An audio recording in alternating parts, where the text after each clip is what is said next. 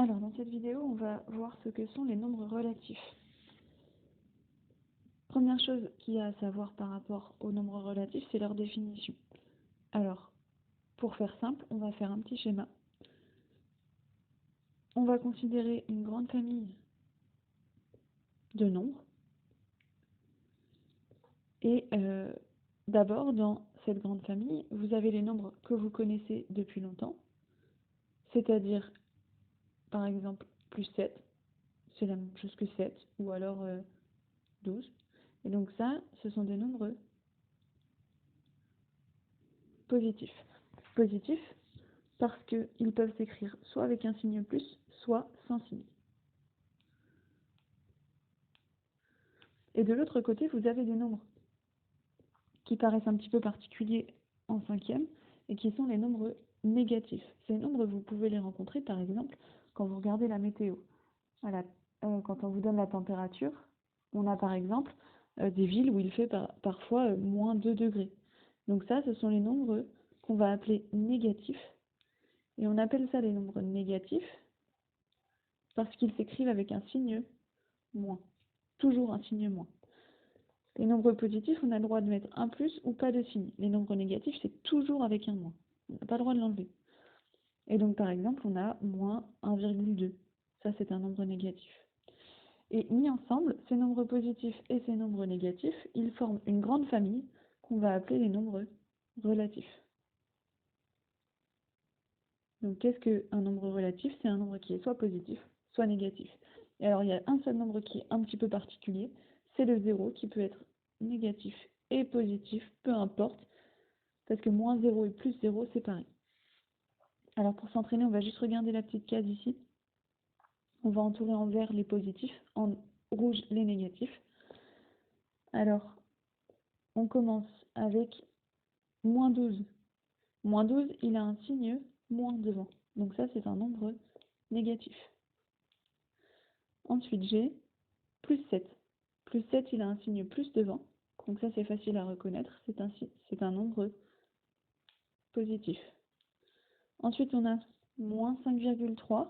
Comme j'ai un signe moins devant le nombre, c'est un nombre négatif.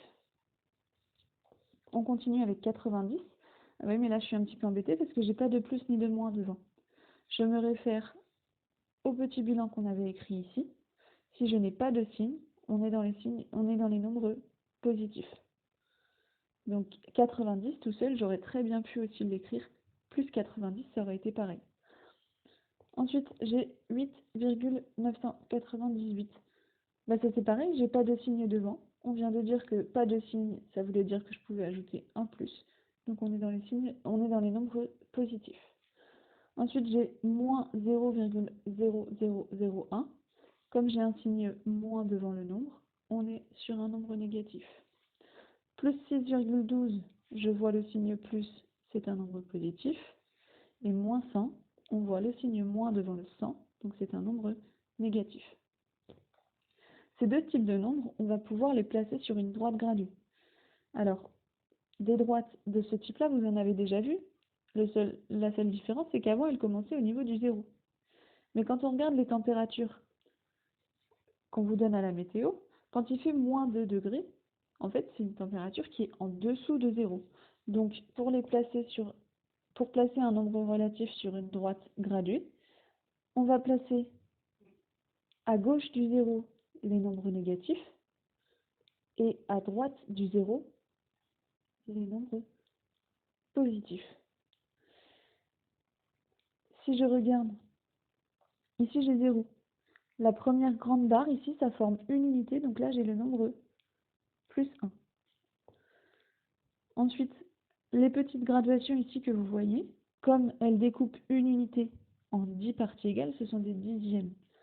Donc le nombre qui est juste ici, c'est plus 1,1. Plus 1 et 1 dixième. Donc si je vais à l'unité d'après, je suis à plus 2. Ici, plus 3, plus 4. Et de l'autre côté, juste avant le 0, on est à moins 1. Et donc c'est là qu'il va falloir faire attention parce que si je suis ici, je suis dans la suite du 0. Donc ici, ça va être par exemple 0,1, 0,2, 0,3, etc. Et pour aller par exemple à 1,5, il ne va pas falloir me tromper, il va falloir que j'aille plus loin vers la gauche. Donc si je continue ici, j'ai moins 2, moins 3, moins 4. Bien sûr, ça continue des deux côtés après. Alors, on nous demande de placer le point A, moins 3. Alors, déjà, le nombre qui est caché derrière une lettre sur une droite graduée, ça s'appelle l'abscisse. Donc ici, moins 3, c'est l'abscisse du point A. Ce mot-là, il faut le connaître parce que ce sera ce mot-là qui en aura dans les consignes quand on vous donnera de donner le nombre caché derrière la lettre. Donc, moins 3 est l'abscisse du point A.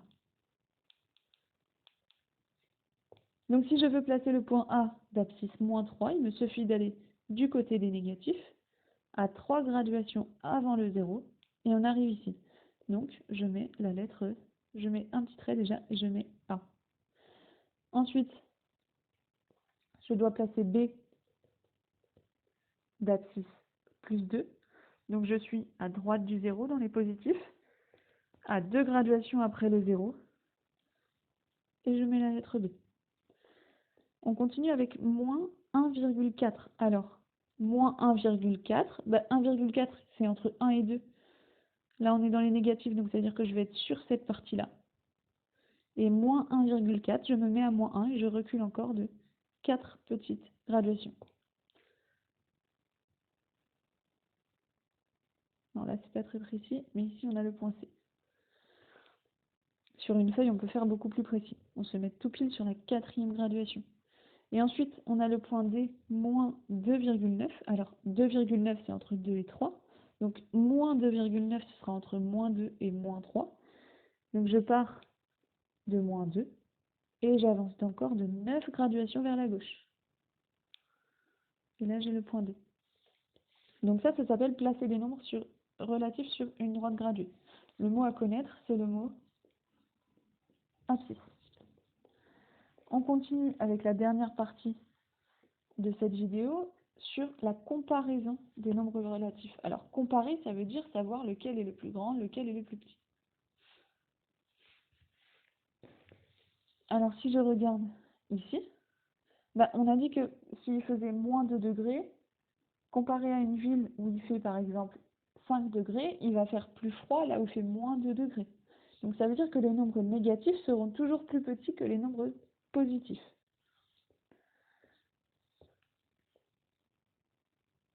Donc, on va pouvoir noter les nombres négatifs sont plus petits que les nombres positifs. Mais oui, mais alors, si j'ai deux nombres négatifs, comment je fais pour savoir lequel est le plus grand?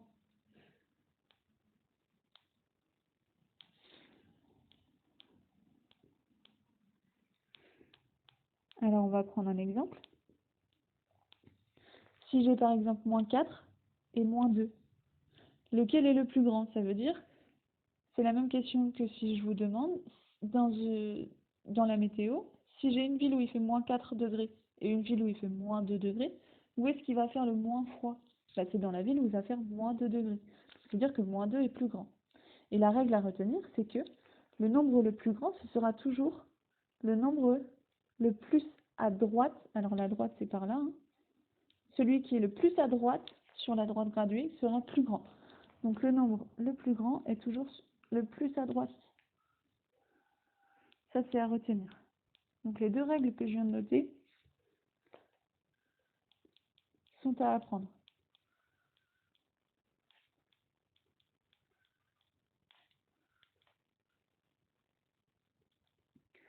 Alors on va faire un exemple. On a moins 5 et moins 12.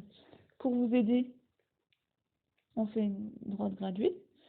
Et comme je suis dans les négatifs, il va falloir que je sois à gauche, donc dans cette partie-là. Là, c'est la partie des négatifs. Et je compte 1, 2, 3, 4, 5. Là, j'ai moins 5. 6, 7, 8, 9, 10, 11 et 12. Moins 12. Moins 5, on voit qu'il a 5 graduations en partant du 0. On va dire que la distance à 0 de moins 5, c'est 5. pour aller jusqu'à 12, jusqu'à moins 12, j'ai mis 12 petites graduations. Donc la distance à 0 de moins 12, c'est 12. Et maintenant, pour savoir lequel est le plus grand, bah, je regarde. Moins 12, il est plus vers la gauche. Moins 5, il est plus vers la droite. Donc ça veut dire que moins 5 est plus grand. Donc je vais faire le signe qui correspond. Et pour ça, il faut que le petit il mange le grand. Donc je mets la pointe toujours vers le plus petit.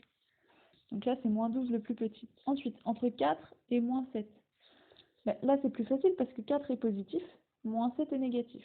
Et on a dit que les nombres négatifs étaient toujours plus petits que les nombres positifs. Donc là, le plus petit, c'est moins 7. Je mets la pointe vers moins 7.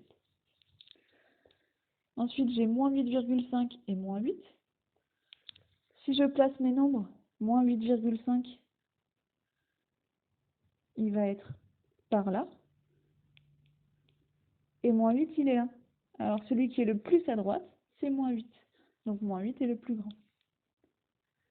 Ensuite, j'ai 6,34 et 6,3. Alors là, attention, il faut essayer de faire en sorte d'avoir toujours le même nombre de chiffres derrière la virgule. Comme c'est deux nombres positifs, je sais faire depuis la sixième. 6,34 et 6,30. Ils ont la même partie entière, c'est 6. Ils ont le même dixième, c'est 3.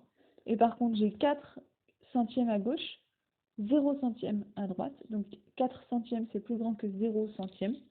Donc le plus grand nombre, c'est 6,34. Je pointe vers le 6,30, toujours vers le plus petit. Et enfin, j'ai 7,68. J'ai moins 7,68 et moins 7,9. Je peux dire que c'est moins 7,90. Si je trace ma droite graduée, que là j'ai moins 7, 1, 2, 3, 4, 5, 6. Là j'ai moins 7,6. 7, 8, 9. Là, j'ai moins 7,9. Donc déjà, j'ai placé les graduations qui vont être les plus importantes. Et ensuite, moins 7,68, bah, ce sera entre moins 7,6 et moins 7,6. Ce sera ici. Et moins 7,9, il est là. Lequel est le plus à droite? C'est moins 7,68. Donc, c'est le plus grand. Donc, je vais pointer vers moins 7,90.